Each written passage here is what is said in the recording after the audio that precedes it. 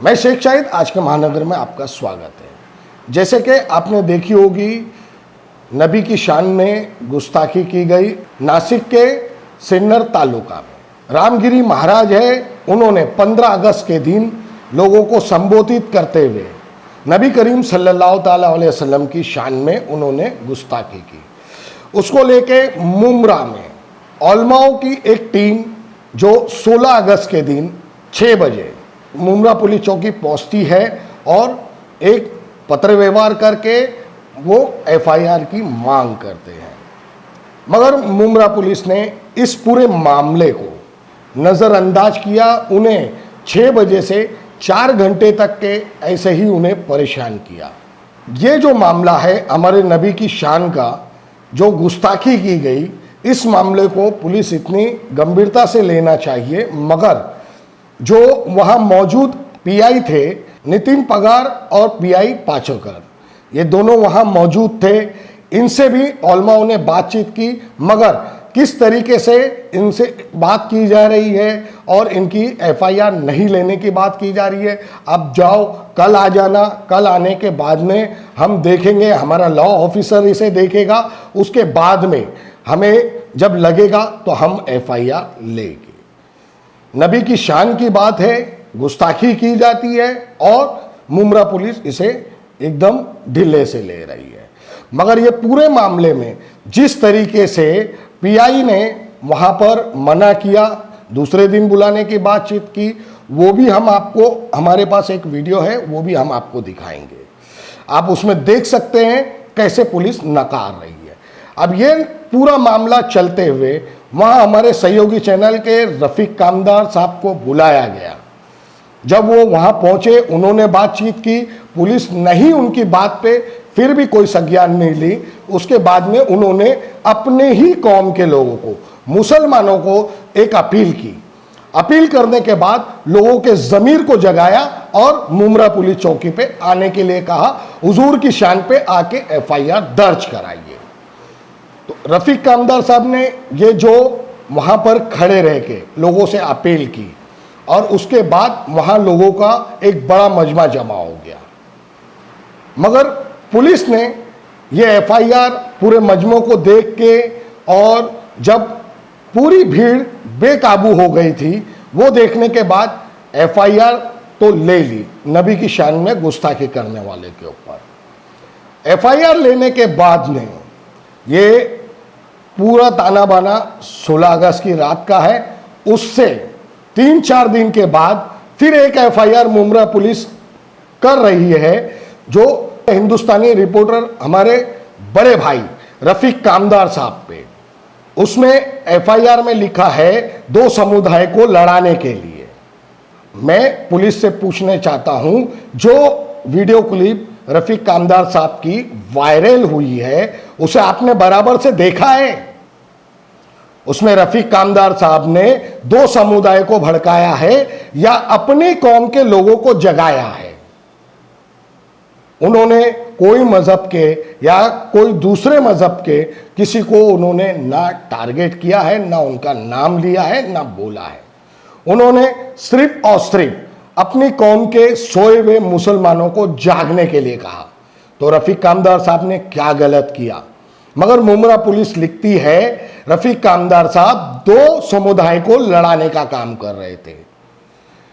और आगे चलते हुए इस एफआईआर में मुमरा पुलिस ये लिखती है, रफीक कामदार साहब के नाम पे, मेरे बड़े भाई के नाम पे हिस्ट्री शीटर। तो मैं आपको बता देना चाहता हूं, जब मेरे बड़े भाई रफीक कामदार साहब आपको हिस्ट्री शीटर लगते हैं, तो काय को आप मुमरा चौकी में कोई भी प्रेस कॉन्फ्रेंस होती है तो क्यों बुलाते हैं? सीनियर पत्रकार की हैसियत से रफीक कामदार साहब को आप क्यों मैसेज करते हैं? पहले यह बता दीजिए। आप ही का ताना बाना है ये रचा हुआ हिस्ट्री शीटर कहने का, और आप ही उन्हें दावत दे के एक सीनियर पत्रकार के नाम पे आप बुलाते भी हैं। क्यों? उसमें आपने क्या पकड़ा है, क्या नहीं पकड़ा है, वो दिखाने के लिए रफीक कामदार साहब की जरूरत है।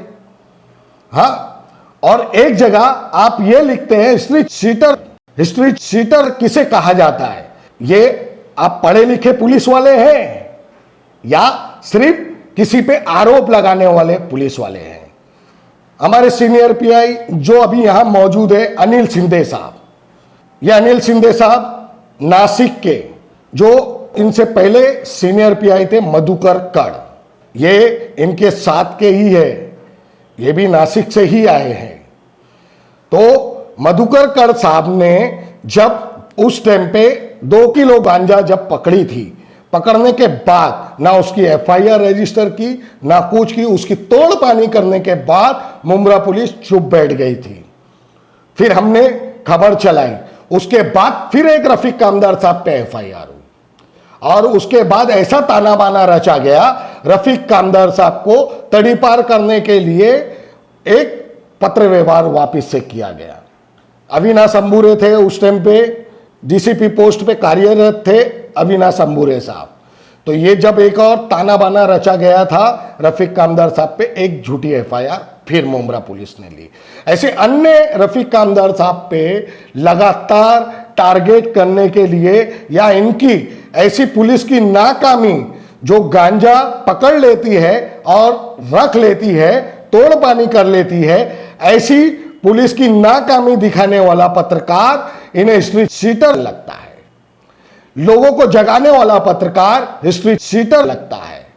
ये आप देख सकते हैं कैसे मुंब्रा पुलिस लगातार हमारे हिंदुस्तानी रिपोर्टर के रफीक कामदार साहब को टारगेट करती है। और ऐसा ही नहीं, ऐसे बहुत से केस है इस मुंब्रा पुलिस चौकी ने जो रफीक कामदार साहब पे ली है और सारे केस झूठे हैं। अभी हाल ही में फिर तड़ीपार किया गया था, मगर जज साहब ने इन्हें ऐसा लथेरा 16 पेज का ऑर्डर दिया है। तो पुराने केस जो आज से 2001 के केस, 2002 के केस, ऐसे केसों के जो खत्म हो चुके हैं, डिस्चार्ज हो चुके हैं, जिसमें से निर्दोष पाए गए हैं, उसके बावजूद वो केस को मुंब्रा पुलिस दिखा के बार बार रफीक कामदार साहब को टारगेट करती है और उन्हें तड़ीपार का नोटिस देती है। रफीक कामदार साहब को जो लगातार टारगेट किया जा रहा है, इसकी वजह क्या है? आपने देख ली 16 अगस्त को रफीक कामदार साहब की आवाज पे, उनकी इस अपील पे लोग रास्ते पे उतर आए। अब रफीक कामदार साहब के साथ में हमारे एक पत्रकार साथी हैं आरिफ खान, इनका के इस एफआईआर में नाम है। आरिफ खान ने हाल ही में मुंब्रा पुलिस चौकी में एक पीड़ित परिवार था जो अपनी शिकायत करने गया था, उसको एक लेडीज कांस्टेबल ने वहां बुला के लाफे से मारा था। तो उस परिवार ने हमें बुलाया, वहां पर आरिफ ने उनकी बाइट ली और खबर चली और उन लोगों ने दूसरे दिन उस लेडीज कांस्टेबल को लेके पत्र व्यवहार किया। पत्र व्यवहार करने के बाद उस लेडीज कांस्टेबल के ऊपर इंक्वायरी बैठ गई। अब कुछ डिटेक्शन ऑफिसरों को यह बुरा लगा जो लगातार हमारे आरिफ खान को टारगेट करने की कोशिश कर रहे थे। आप देख सकते हैं, ना आरिफ ने अपील की थी, ना आरिफ ने कहीं चिल्लाया था। आरिफ सिर्फ और सिर्फ रफीक कामदार साहब के साथ में था। तो आरिफ को टारगेट करने की वजह मुंब्रा पुलिस की यह है जो एक कांस्टेबल का स्पाई कैमरे से किस तरीके से उस कांस्टेबल की लैंग्वेज है, किस तरीके से हर जाने आने वालों के ऊपर वो अब सब भाषाओं का इस्तेमाल करती हैं, वो जो हमने दिखाई थी।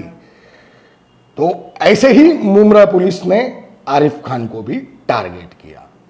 तो मुंब्रा पुलिस लगातार किस तरीके से लोगों को टारगेट करती है, ये थी हमारी ये खबर बताने की। और एफआईआर की कॉपी हम आपको दिखा रहे हैं। मुंब्रा पुलिस ने इसमें किस तरीके से पूरा झूठा ताना बाना रचा है वो हम आपको इसमें दिखा रहे हैं। और मुंब्रा पुलिस की जब भी पोल खोली जाए तो एक एफआईआर रफीक कामदार साहब लेने के लिए तैयार हो जाए, ये मुंब्रा पुलिस इस एफआईआर से ये दिखा रही है। मुंब्रा पुलिस लगातार रफीक कामदार साहब, उनके साथियों को किस तरीके से टारगेट करती है वो हम आपको दिखाएंगे। और हिस्ट्री शीटर कौन है? हमारे हिंदुस्तानी रिपोर्टर के रफीक कामदार साहब जो मुंब्रा पुलिस लिखती है, या जो हम आपको आगे बताने वाले हैं। हाल ही में मुंब्रा पुलिस ने जो 16 करोड़ का मामला जो उजागर भी नहीं किया, दबा दिया। इसकी हम आगे पूरी पुष्टि करेंगे, ये खबर भी हम आपको आगे दिखाएंगे। और हमने पहले भी खबर दिखाई थी 30 करोड़ की, किस तरीके से मुमरा पुलिस ने लूट मचाई थी। ऐसे ही हम आगे डटे रहेंगे और ये एफआईआर पुलिस करते रहे, हम इनका जवाब देते रहेंगे। इसी तरीके से हमारी खबरें चलते रहेंगी। लोगों को पता चलेगा मुमरा पुलिस स्टेशन सपोर्ट नहीं करा, आपके शान में गुस्ताखी हुई और आप लोग मुस्लिम मेजोरिटी इलाके में रहकर हम कानून नहीं, लोग जमा होंगे और भीड़ जमा होगी सर। सबकी अगर सबको पता चल जाए, आपने एफआईआर ले लिया, सब सुकून से सो जाएंगे। आप होंगे अगर प्लीज ले लीजिए ना, नहीं